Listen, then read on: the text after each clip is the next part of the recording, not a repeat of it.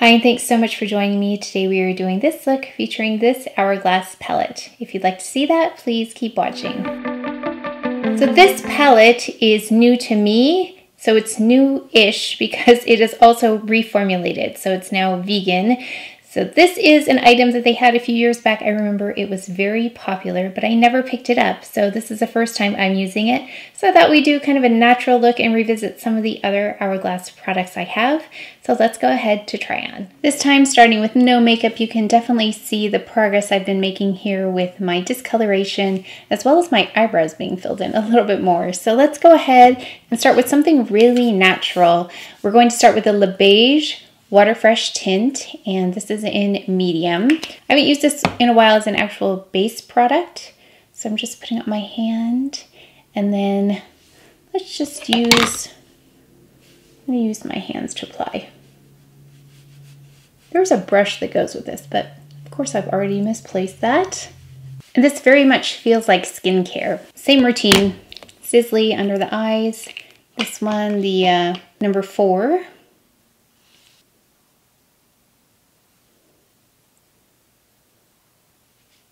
And then we're going to go in with number 4, La Prairie under eye concealer as well. I love the applicator on this one. It's, for some reason, so much cooler than the Sizzly. Even though they're both metal, this one is much, much cooler. Okay, then let's go in with the Hourglass concealer in Apricot. So we're gonna just spot conceal here.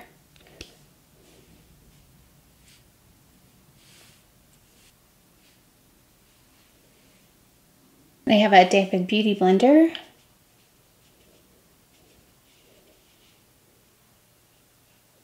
I'm going to wait to powder because I'm not sure how this formula works on top of powder. Let's try it without powder first, and then we can see after I apply powder if we can go in after that. Brows.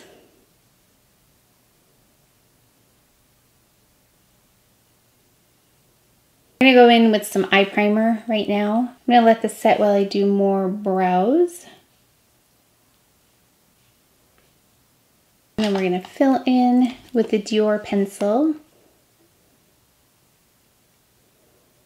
I'm just filling in any sparse areas. Get into this palette a little.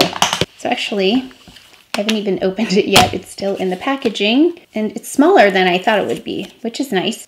And here are the shades. So pretty, so that's right at my alley. That blush, which is why I was really excited about this, and then that bronzer looks really pretty too, and highlighter. So I like the shades already, so let's see how this works. And I actually found my Hourglass brush. I don't know which one this is, I'll look it up. But I thought we could go in first with the bronzer color. So of course, I forgot to take a picture of this, so, oh well. We're gonna just have to take a picture of it after I've used this. Okay, and then let's go under, so you can see right away the color. Okay, so it's a little bit, right away, it's a little bit cool. It's cooler on me than I thought it would be in the pan. See, here's the pan. Doesn't look like it would be warmer. It's a little bit cooler. I haven't powdered on the perimeter, or actually anywhere yet, so this is on unpowdered. Ooh, look at my hairs. They're all, I don't know if you can see them from here, but they're all sticking out. Okay, I like that it's blending well in this area. That's sometimes trickier for me, my forehead. Oh, I wonder how this compares with the Chanel, that bronze day. Let me swatch those for you. The Chanel bronzer, because it kind of is reminding me of that. Hopefully I'll remember to do that at the end. Okay, I like that. It's nice and natural, very subtle. Okay, so let's go ahead and do the eyes, and then we'll do the blush and the highlighter in a minute. So I want to keep this look very like neutral. So I thought, let me use a different palette than the Chanel or the Charlotte Tilbury. So I do have the Wayne Goss, the Luxury Eye Palette, the Imperial Topaz, because I really like those shades in there. So I'm going to just take a fluffy brush. I'm going to take the lightest shade. Go all over. There's a bit of shimmer here though, but it's this one right here that I'm taking. Okay, let's do a little bit of, make this a quick look. Let's go in with this shade right here. We'll go up here with that.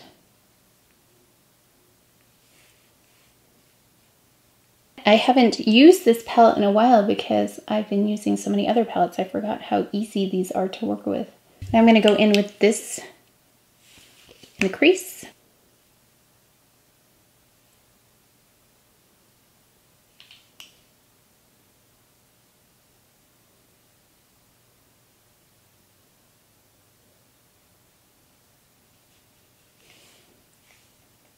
I'm looking at this like, how did it get so clean? When did I clean this?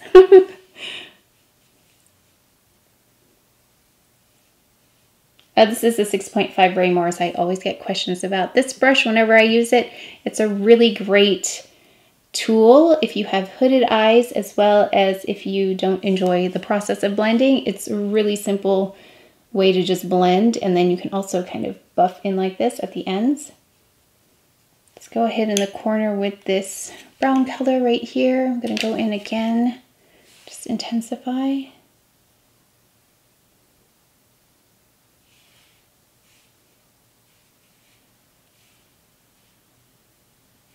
I like to do my eyes first. That gives me an indication of how deeply I'm going to go with my blush. So let's go ahead and finish the eyes first. I'm going to run this under as well. Got a bristles brush here. I'm going to take this mocha shade here underneath.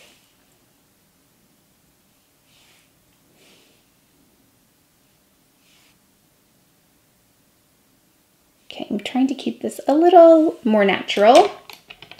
Okay, so I'm going to do, I have to do winged liner, I can't help myself. So winged liner, mascara, I'll tight line, and then go in the waterline as well. I added winged liner and I wanted something more subtle, so I did go in with this Chanel. I'm going to have to tell you down below what it is because I can't see the numbers, it's too small. 572 maybe? It's a shimmery brown color, so it's more subtle. And I do not love the applicator on this though, it kind of gets clumpy on here, but I love the color, so it's a little difficult to work with.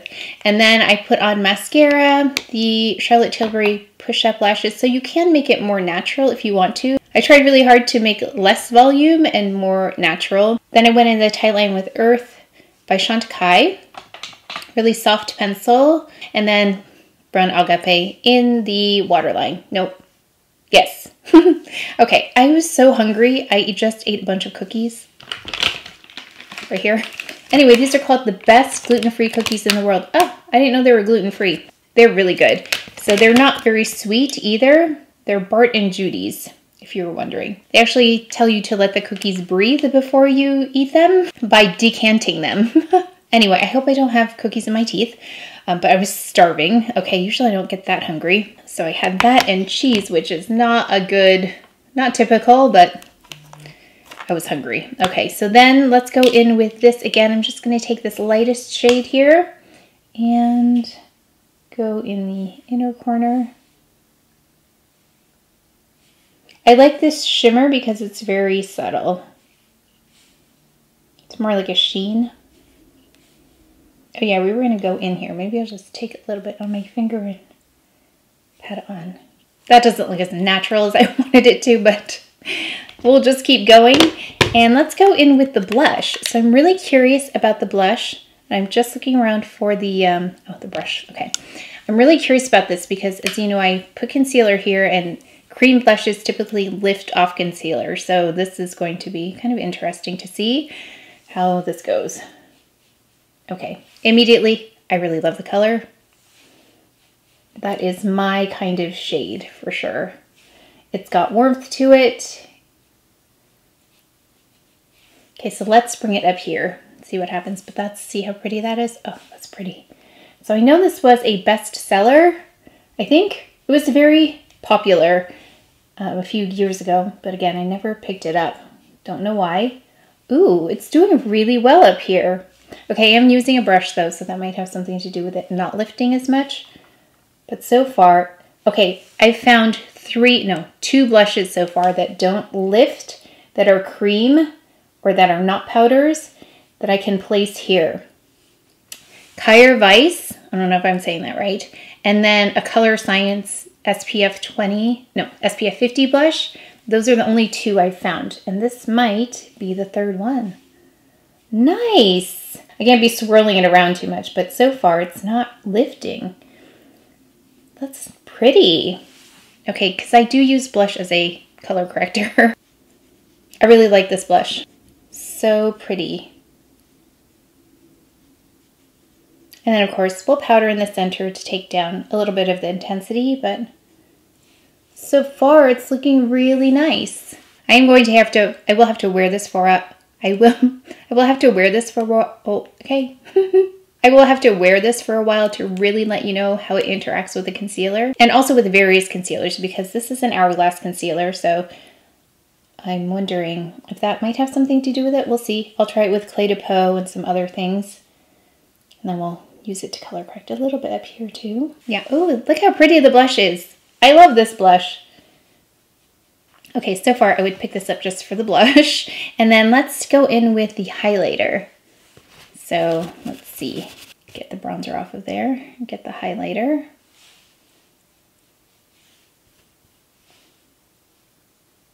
Subtle. So if you like more of a subdued highlighter, this one is for you. And it doesn't emphasize texture because it is pretty subdued. That's beautiful. This is really more my speed, this kind of highlighter. So if you like that beaming kind of highlighter, I would go for one of their powders. I think those are really pretty, but this is definitely subtle. So pretty. I feel like I don't want a powder, but let's go in with this because I do like this one a lot. It's the mini palette. So let me find a brush. That's the trick, is finding a brush that fits in here. So I'm just setting with this. I don't usually set with Hourglass. I usually do use them as finishing, but let's see if it works. Okay, I just put it here on my cheeks a little. Let's see what that blush is like on top of powder. I'm just gonna pop it right here because that's as far as I went with the powder.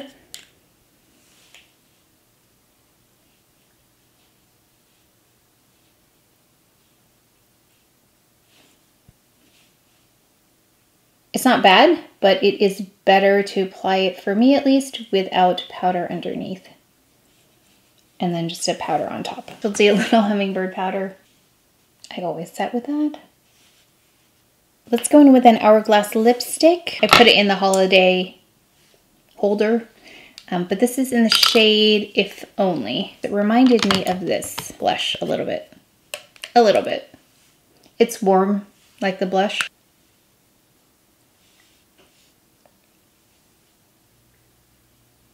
That's darker than I thought it was. Okay, let's, let me go see about a lip gloss as well. I forgot I had them.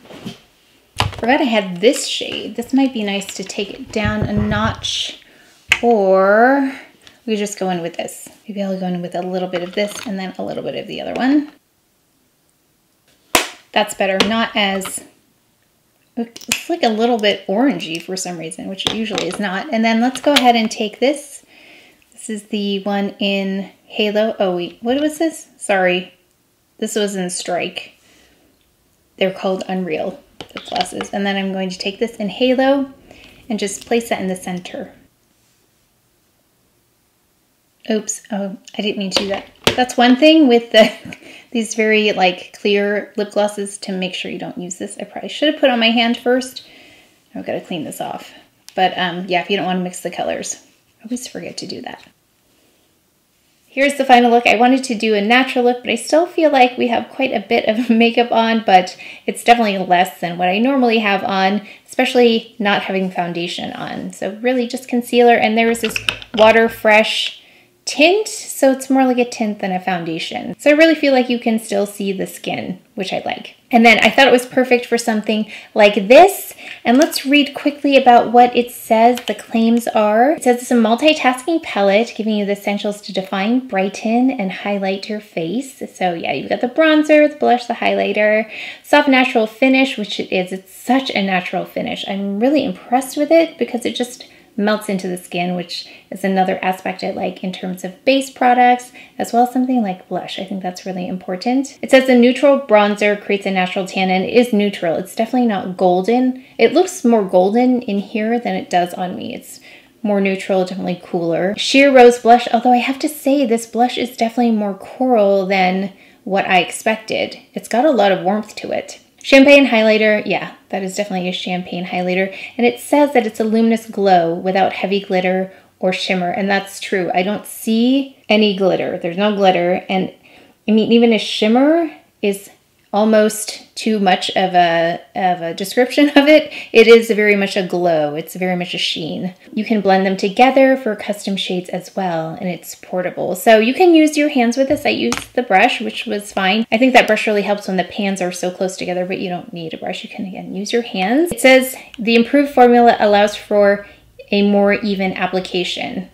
So again, I don't have a comparison. So it was really even though going on just in general. I didn't have a problem with it, and I can get kind of patchy, especially up here with bronzer, and that blush was just so pretty going on. I will keep an eye on the blush in terms of if it interacts with this concealer as well as how it interacts with other concealers to see really how versatile it is in terms of having to use an Hourglass concealer or not with it. It's a cream to satin finish, and you can feel that. Once you put it on, it's definitely creamy, but then once it kind of sets, it's more satin. But I told you I was going to compare it with this Chanel bronzer because it was reminding me of it, just because it's like a creamy type formula.